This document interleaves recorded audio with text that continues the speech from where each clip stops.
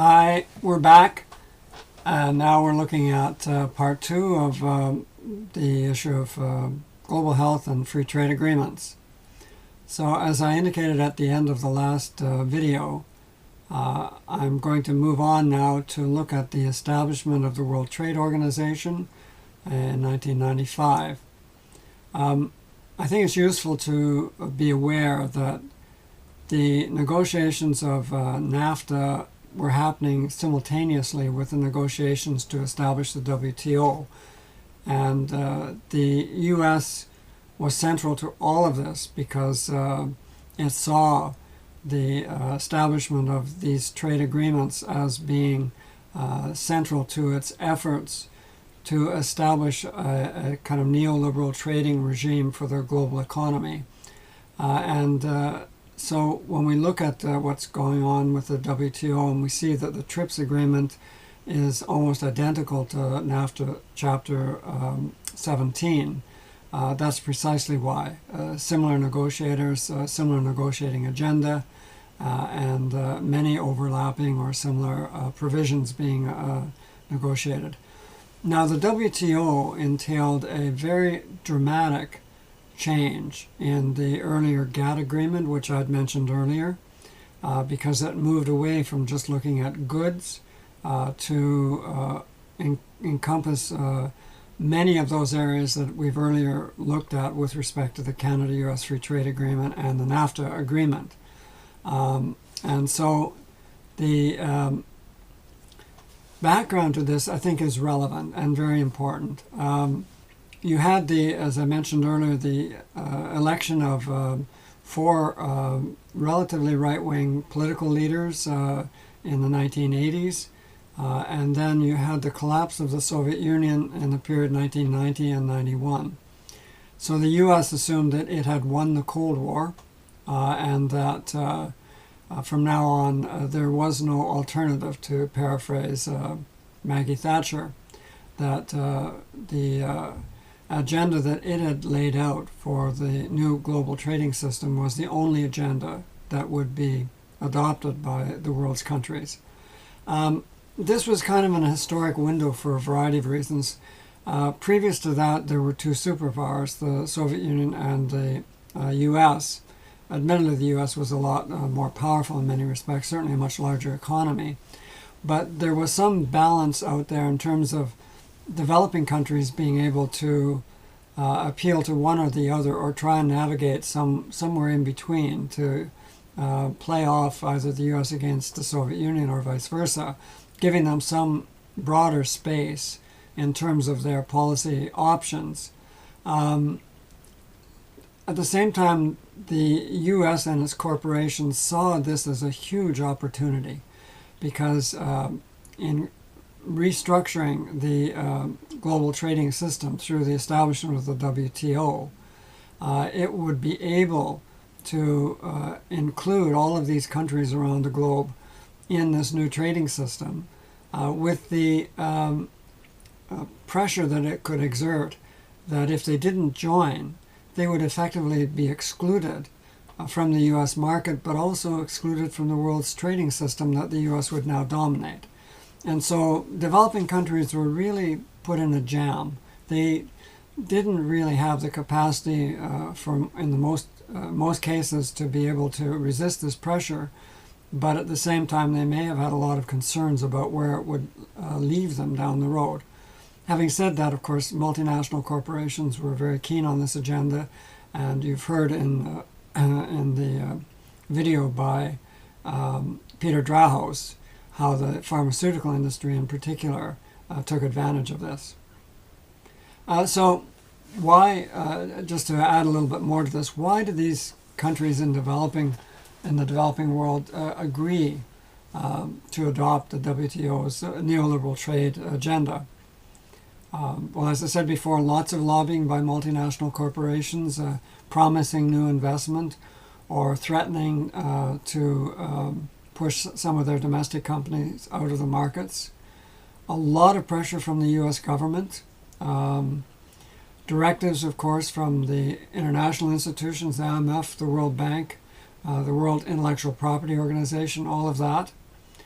and certainly fear that many developing countries felt that if they didn't join the new WTO, they would be outside the world's trading system, and the cost to them would be very, very high. To that, we can add a couple of other things. Certainly, the smaller developing countries did not have the legal capacity to be able to go through the 30,000 pages of these agreements and identify the various ways they would affect their economies or their healthcare systems. They were basically just overwhelmed by this. And the fact that the text of the agreement was negotiated essentially in private by a combination of a few developed countries, the U.S., Western Europe, Japan, and also the corporations who wrote much of the actual text of the agreements, and then developing countries who just having this presented to them to sign with no real input into the actual content. So they were in a very, very difficult situation with respect to this. Like NAFTA, the WTO's agenda is to put in place this neoliberal agenda, expand the role of markets, and implement that group of policies that we talked about earlier: privatization, deregulation, smaller government, lower taxes, smaller place for the public sector, and new constraints on public policy choices of governments. 30,000 pages of WTO agreements. There are quite a number of agreements, roughly 30, but there's a couple that are particularly relevant to health. The first is the TRIPS agreement, which deals with pharmaceuticals, but also includes copyright and also trademarks, as we saw with the NAFTA case of R.J. Reynolds. The TRIPS agreement, like the NAFTA Chapter 17, commits governments to 20 years minimum of patent protection for all new pharmaceuticals. And it obviously is having a major, major effect on access to medicines.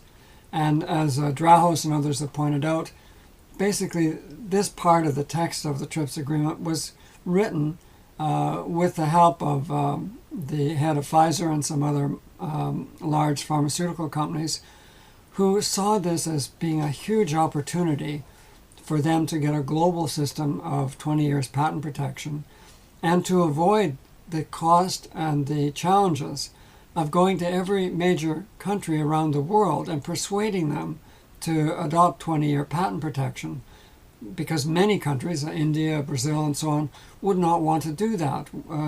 They had their own domestic generic industries which would be adversely affected, and the cost of the patent-protected pharmaceuticals would be far and away above what many of their citizens could actually afford. So many developing countries would have presumably resisted strongly moving in this direction.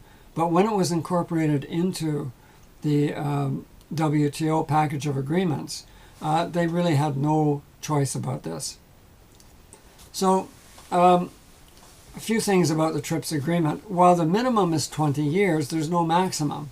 And so what we've seen since TRIPS was put in place is that through various bilateral and regional trade agreements, the pharmaceutical industry has been able to push governments in the developing world to adopt even longer terms of patent protection.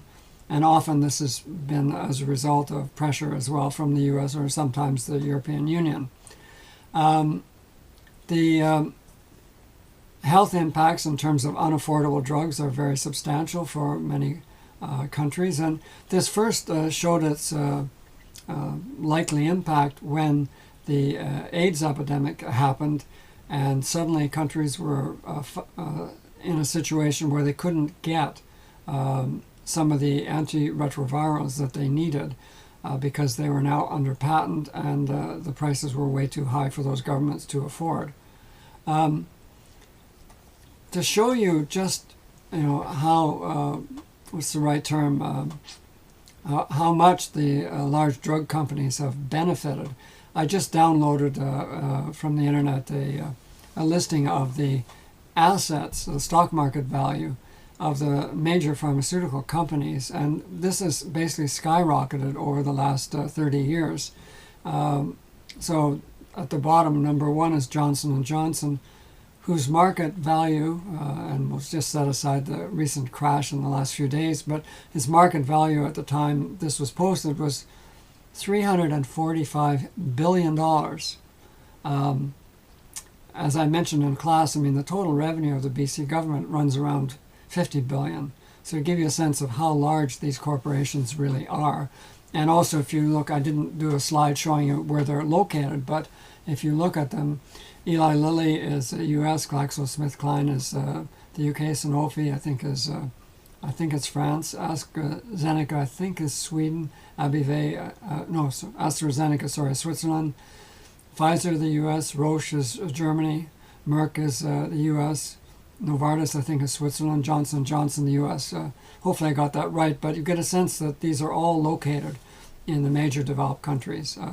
There's no major international drug company that is located in a developing country, and the only exception that may arise soon is that China may soon have some larger companies as well.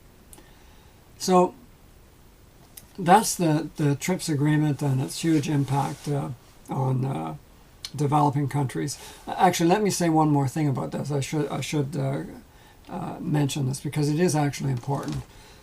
Only a few developing countries have a large pharmaceutical manufacturing capacity. Many developing countries were buying their generic drugs from India or from Thailand or Brazil, maybe some from Argentina.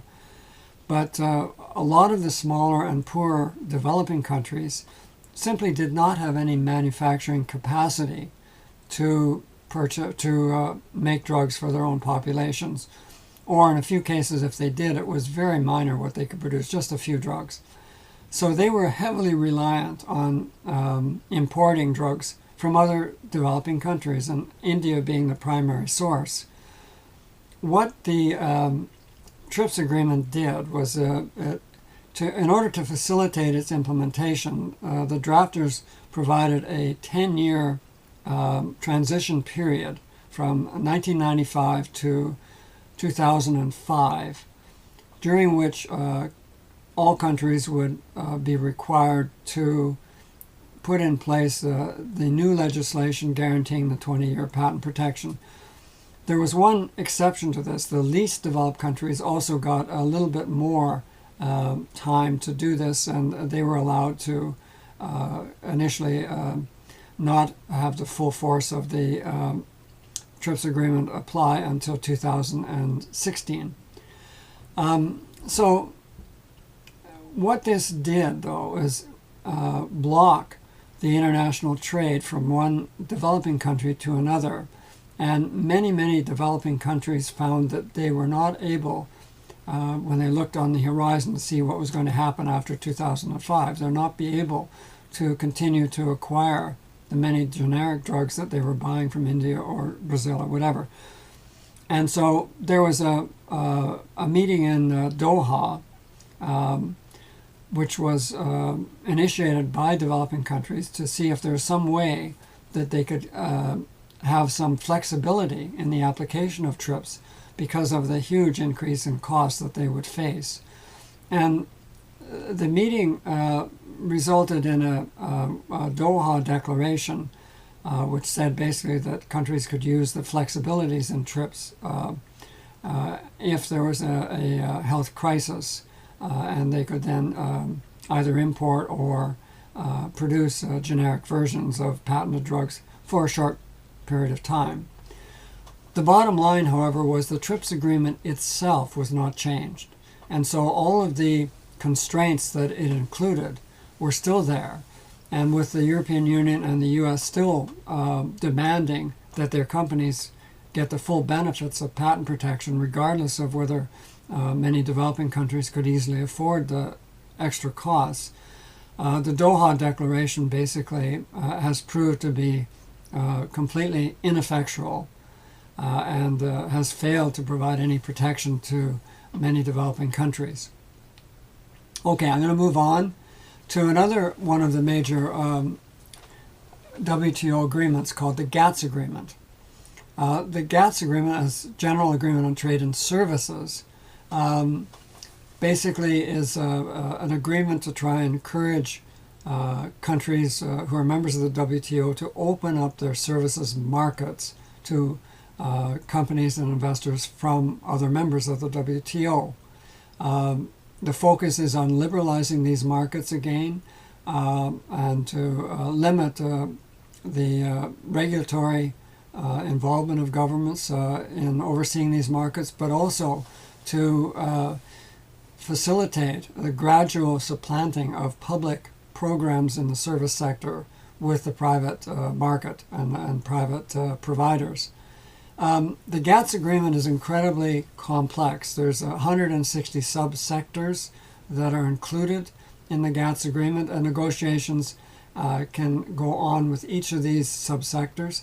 Countries can offer, to use their term, or not offer particular services to other countries, and a lot of this involves a kind of horse trading in which one country will open up a particular part of its service market in exchange for another country doing the same, or maybe doing it with a slightly different market that the first country might find interest for its corporations.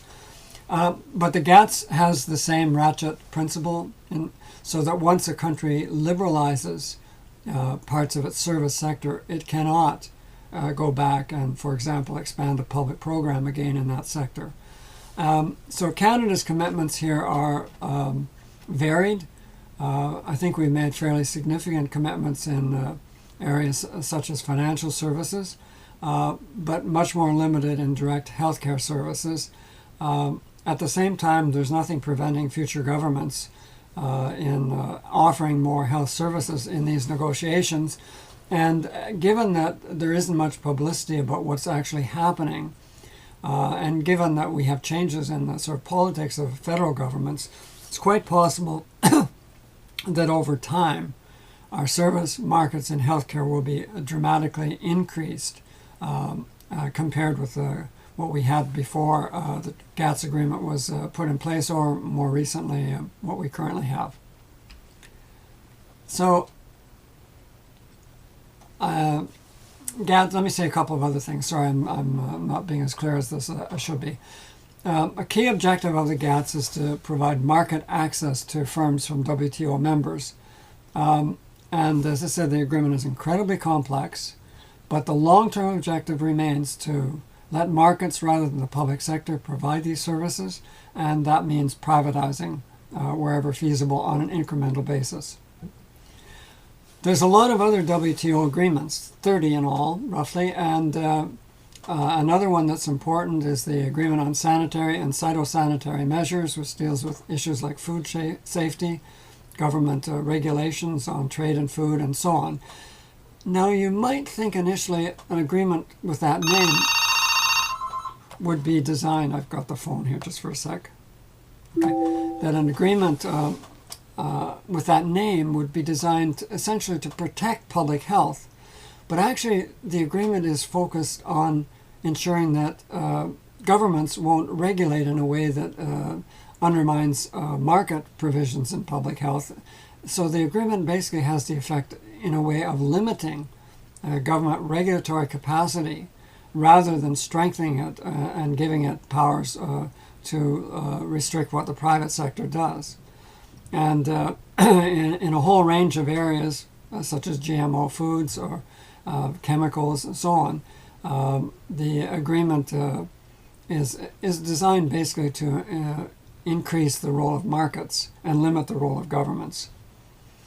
The agreement on government procurement, same kind of policy. In this case, though, it's to enable foreign companies to be treated equally as domestic firms when governments tender out or offer contracts for various kinds of goods or services that they require, whether that be construction services or whether it be a whole variety of other types of services, computer services, and so on. Again, this is to try and create an integrated global market in which governments will be effectively prevented from putting in place any measures that would limit or provide better opportunities for local firms or to place restrictions on multinational firms that are bidding on work.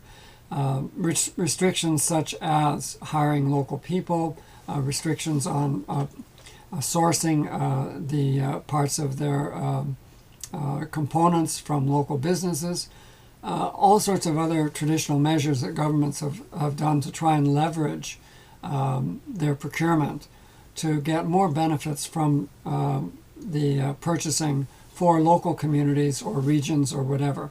So a very restrictive agreement, and we're part of this as well. So investors have used WTO agreements to strike down lots of government policies. I'll just show you one. There's many that we could identify. One of the first, and arguably one of the worst, was a trade challenge filed under the WTO that was initiated by Canada.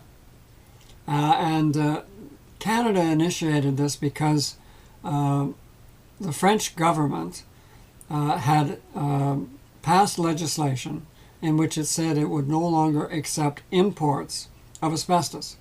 And it didn't designate Canada particularly. These imports could be from anywhere, and in fact France was not actually importing very much, if any, asbestos from Canada.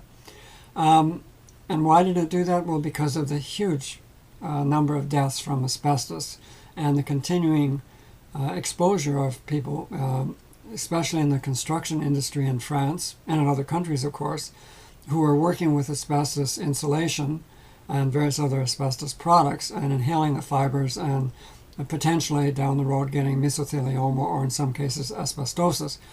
So Canada saw its interest as protecting Canadian asbestos companies, and they didn't want France to succeed with this ban because although they weren't selling asbestos to France, they were selling a lot of it to developing countries, India particularly, but others. And they thought if the French bans importation of asbestos, other companies might get the wrong idea and decide they too might want to ban importation as well. So striking down France's legislation was seen as a goal to support Canadian asbestos companies. And Canada argued quite perversely and wrongly that the ban in France had nothing to do with health and nothing to do with 100,000 people who die annually from asbestos. No. It just was protectionism because France was going to try and support its industries that provided asbestos substitutes. And that was really the reason it was doing it. So that was the essential part of our argument. And this went to a WTO panel, and the litigation went on for years. And Canada lost the first round and then appealed, of course. And then eventually Canada lost in the appeal as well. And I'm very pleased about that. And it's one of the very few environmental and health issues that the WTO has actually made the right decision on, at least from my point of view. This is just a picture of the asbestos mine in Thetford Mines, that part of Quebec. And there's another picture of the town. You can see how asbestos, it just dominates everything there.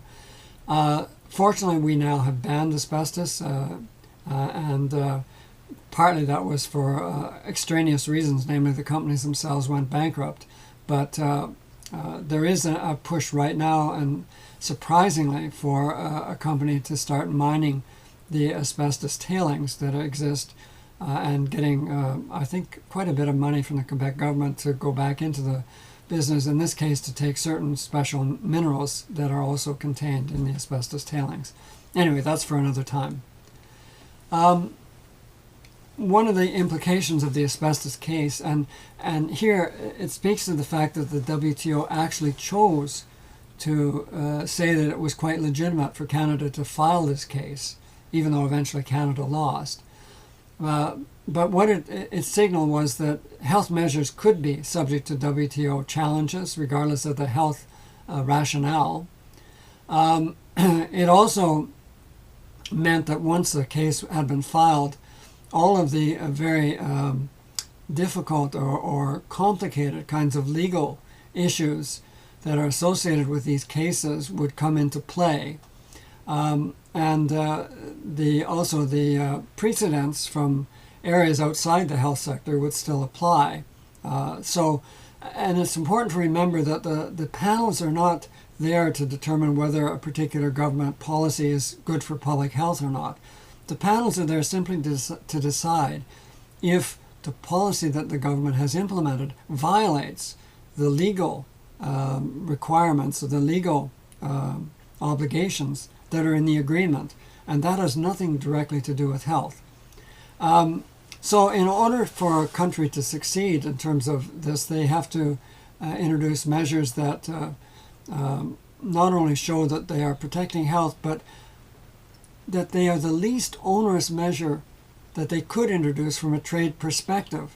And that's a very heavy burden to try and place on a country that's trying to implement a new health restriction, because there are often many ways that you could try and implement a health regulation, and some of those might not directly conflict with the WTO obligations, but might not be very effective, whereas the most effective one might be one that did actually conflict with the WTO obligation, and might be therefore the one the country might want to choose.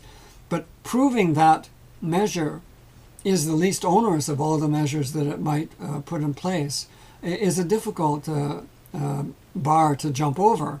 And this means that these kinds of health policies can, and in some cases are being challenged, as we've seen also with tobacco, as in violation of the WTO rules. And when I mentioned tobacco, that was precisely what happened with the plain packaging that Australia implemented about 5 years ago. It was challenged under a trade agreement between Australia and Hong Kong. And I think there was also a challenge from the Ukraine and 2 or 3 other countries under WTO rules, saying that basically the ban on tobacco plain packaging, or the implementation of plain packaging, was essentially a protectionist measure. Impact on Canada. I'll move on to this. I mentioned earlier, we really haven't implemented any major new health or social service programs since we got into the Canada-US Free Trade Agreement. And I think that's because of the chilling effect that I mentioned earlier. In terms of, for example, putting in place, say, a national public childcare program, all of the private childcare providers that are in the for-profit sector, if they have any American money in them, would be quite free to launch a NAFTA challenge against the public policy.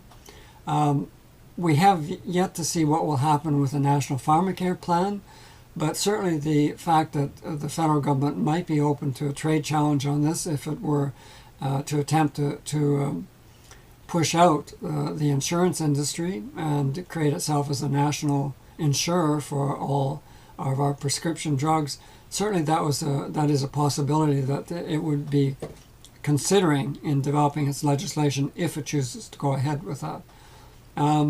And we similarly haven't seen any expansion of public health insurance to cover new services. Rather, we've seen a retreat. For example, the elimination by some provinces of health insurance coverage for people who are residing outside of Canada, and even some who are traveling outside of Canada for lengthy periods of time. And again, the ratchet issue is very important here. Once a service or insurance is privatized, you can't go back into it. And so we don't see, for example, any government provincially saying they're going to provide a new public program for travel insurance covering health issues. Okay, Let me move on. At the international level, there's a couple of other types of trade agreements. I can't spend much time on them, but I just want to flag the fact they exist and they're significant. Bilateral trade agreements are widespread. There are a number of varieties of them. The most important is called a bilateral investment agreement, and these have proliferated very extensively over the past 30 years. Canada's got several dozen of them. There's about 4,000 of these globally, and they are adjudicated largely under the rubric of the World the World Bank, which has a whole section, subsidiary basically, that deals with adjudicating these investment agreements. The investment agreements give investors the right to sue, just like NAFTA Chapter 11 does, and the criteria in many of them are much more broad than they are even with NAFTA Chapter 11. Many of these bilateral investment agreements and other trade agreements are negotiated between developed countries and developing countries, so there's an asymmetry of bargaining power, and they essentially protect corporations investing in the oil and gas sector or in the mineral sector or in resources in those developing countries, enabling the corporations to sue the developing country government if it puts in place new regulations that, for example, extend protection on the environment, or that require local hiring of people, or a whole range of other measures that it might want to do to protect people in its own jurisdiction. So under these treaties, the risk, as it were, is shifted from the corporations onto the developing country governments, who are on the hook for paying any extra costs that might arise because of stronger environmental legislation. And of course, the impact of that is to deter them, in many cases, from putting in place the kind of environmental regulations that should be there in the first place. As I say in this slide, these have been largely around environmental issues. There's literally dozens and dozens of cases of this, especially in Latin America, but elsewhere around the world. And in terms of bilateral investment agreements, you might find it odd, but Canada has a bilateral investment agreement with Mongolia. And why is that? Because the largest investors in the mining industry in Mongolia are Canadian. And so we have negotiated an agreement to protect their investments in Mongolia. So the U.S. has also been a big promoter of this, and its corporations have been very aggressive in enforcing the terms of these agreements. Okay, let me go back to another issue that I've talked about before in terms of access to medicines. I talked a little bit about what that has meant. I won't go over it in detail here, but basically the TRIPS agreement has stopped the trade in low-cost generic medicines that earlier existed between developing countries such as India and Brazil, Thailand and so on, and all of the rest of the developing world, where these countries could get very affordable medications produced at a tiny fraction of the cost that they would have to pay if they're produced by big pharma and covered by patents. And a few years ago, when I was teaching my course in international trade agreements, I had a guest speaker who was from Médecins Sans Frontières, and he mentioned to me that I believe it was Honduras he was speaking about, but when they implemented a bilateral agreement covering intellectual property and hence patents, the price of one of the medications that they needed there increased by 100 times because of the implementation of this agreement. Now, not all increases are of that size, but it does give you a sense of how extreme the price increases can be in some cases. So this again is the narrative I just gave you about the problems that developing countries have in terms of getting drugs. Climate change. I would like to say a lot more about this, and I wanted to say more about this in our final class as well, which I can't unfortunately do. But one of the things that is so perplexing about these agreements is that the agreements say nothing about climate change. I kid you not. And I would say that while there's lots of reasons for climate change, I can't only blame multinational companies, but there's no question that our current free market system has failed to address the growing challenge of global warming. And continuing on the same path without government measures to try and limit the amount of carbon we're putting into the atmosphere is going to result in really horrible circumstances for the subsequent generations. I mean, we're looking at the prospect of 4 or 5 or 6 degrees Celsius increase in global temperatures by the end of this century if good, strong, tough measures such as were initially outlined in Paris, for example, although they're not quite enough, if these are not effectively enforced. But what's bizarre, what I want to say about this is that if you read these agreements, there's nothing in it about climate change. For example, I went through the text of the agreement that we did with the countries along the Pacific Rim, the Trans-Pacific Partnership Agreement, which has 12 countries involved, countries on the Canada, Mexico, and then along the western side of South America, and then over to several countries in the Pacific, Australia and I think Thailand and so on. So I went through that agreement, and it has, I think, about 25 chapters, as I recall, and they're all PDFs. So you can actually do a word search on them for global warming or climate change, or a whole range of other environmental issues. And on none of those PDFs was there even a mention of climate change, not one. And the new NAFTA says nothing basically about climate change. It does say a bit about the environment, but not about the climate impact on the environment. There's lots of other important environmental issues, but climate change is arguably the most important. And again, the reason is that these agreements are not designed to regulate the private sector. They're only designed to regulate government and to stop government from doing things, not to push government to doing things. So they're not to push government to have, for example, better labor standards or higher minimum wages. They have nothing to do with those kinds of concerns that many of us have. They say nothing about the right of governments to impose taxes except to reduce them. As far as the rights of government and the importance of taxes in terms of paying for social programs and health programs, no, there's absolute silence about that. The only assumption is that government taxes are generally bad and should be reduced because that's part of the neoliberal agenda. So, I'm trying to wrap up here now. I could say a lot more, as you can probably guess, but we have to see the WTO also as part of a cluster of international agencies, and that includes the IMF and the World Bank. And these organizations have all been involved in implementing what's described by Williamson, actually, as the Washington Consensus.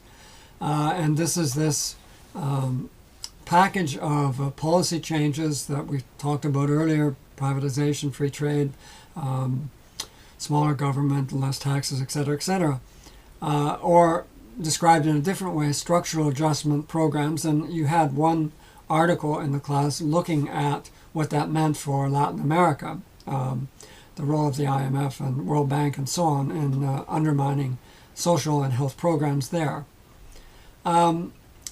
So just to look at how these things all fit together, how the three of them, in a sense, create what some have called a kind of troika of organizations regulating the global economy. The WTO deals with pushing for open trade and less regulation by governments on a whole range of trade issues, plus privatization, etc. The IMF covers international balance of payments, so when countries have a significant disparity between what they're selling internationally and what they're purchasing internationally, and they end up with a significant debt, and they need to go to the IMF for some relief, some loan to actually cover their balance of payments deficit over the short term or maybe longer, the IMF imposes the structural adjustment package on them so that they have to reduce the size of government, often cut health programs, and so on. And then you have the World Bank, which is established to provide loans, and it establishes conditions on the loans, which again reinforce the neoliberal agenda.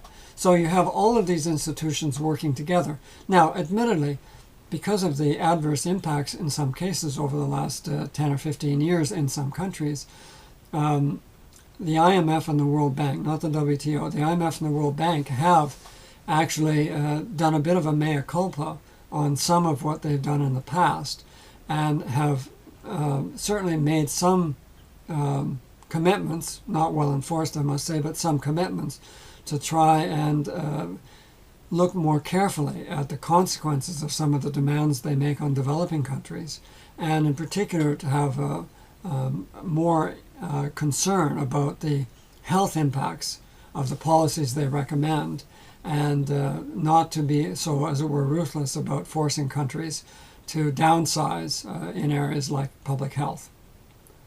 And I'll finish my presentation here with a bit of a talk about Canada and free trade agreements. As I mentioned earlier, we have got a number of bilateral trade agreements, mainly investment agreements with developing countries. There's several dozen of them. You can go on the Global Affairs website to see them. In a lot of cases, these agreements have been negotiated or continued with countries that have very questionable, or in some cases, very objectionable environment, human and labor rights records. And there's been no indication whatsoever that when a country, for example, sees a military coup, as we've seen, for example, in Honduras or a number of other places over the last decade or so, no indication that Canada would say, oh, sorry, now that you've got an undemocratic government in place, the trade arrangements that we've put in place with you are null and void, and we're canceling the trade agreement. No, it just continues as if nothing has changed. It doesn't matter what the government is doing or whether it has a bad human rights record, whether it is making huge bad policies towards the environment and so on. None of that seems to be relevant to global affairs with respect to our trade agreements. And similarly, we have signed new deals over the last decade with countries that very clearly have horrible human rights and labor rights records. For example, Colombia, which has definitely the worst human rights record in Latin America. A good friend of mine was on a labor tour of Colombia about 5 years ago, and this was a person that I always thought was very conservative, and she came back just being absolutely appalled in finding out how many trade unionists in Colombia were being murdered every year. And yet we negotiated a new trade agreement with Colombia about a decade ago in the context of that. We signed an agreement with Honduras about 2015, as I recall, despite the fact that there was a military coup in 2009 and a set of elections that were cooked by the military to get a government that was sympathetic to the kinds of reactionary policies the military wanted in place. And again, I have a former student whose husband was arrested there and spent months and months and months in limbo, in jail, where she couldn't even visit him by the government because he had foolishly just protested against the military coup.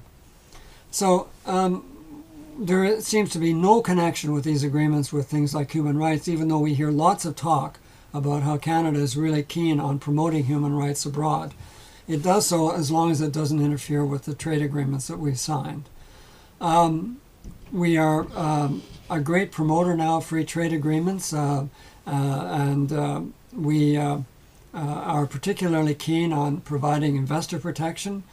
Although again, I find this very odd because I'm not an investor myself, and I think most Canadians have very minimal connection to the investment community. So it seems like our behavior abroad is very much designed to support a particular component of Canadian society, those folks who are making major investments in other countries. And I'm not sure to what extent many of the provisions of these agreements and the consequences of those provisions are ones that most Canadians really would have a lot of sympathy for, given that they wouldn't see that this is really something that Canada should be so deeply involved in. So the other point I want to make is that we are cheerleaders now for the trade agreements, and that's reflected in our media all the time. Despite, if you look at the NAFTA discussions before the new NAFTA was renegotiated, there was virtually nothing about the experience of Mexico under NAFTA in the media or in official statements by our federal government. And we didn't, in that negotiations, say that we wanted to roll back the 20-year patent protection, which arguably has a huge adverse effect on access to medicines in Mexico, nor for ourselves for that matter.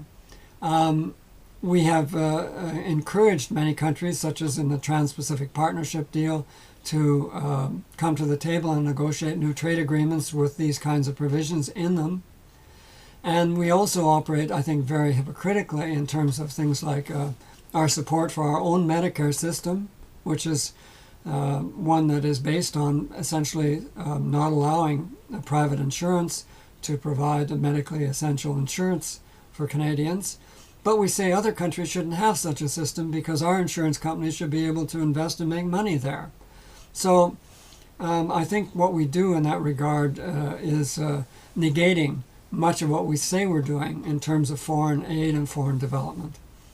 So I know I finished on a little rant here, but I just wanted to give you a sense of how I see this and how I see some of the, if you like, the contradictions in Canada's role in all of this, and in a way how our government has largely been captured by this ideology and this belief that nothing but good can come from more free trade agreements. So there we are. That's the end. I know it's been a long session of two of our videos, but I hope that at the end probably you've learned everything you want to know about free trade agreements. Thank you for your attention.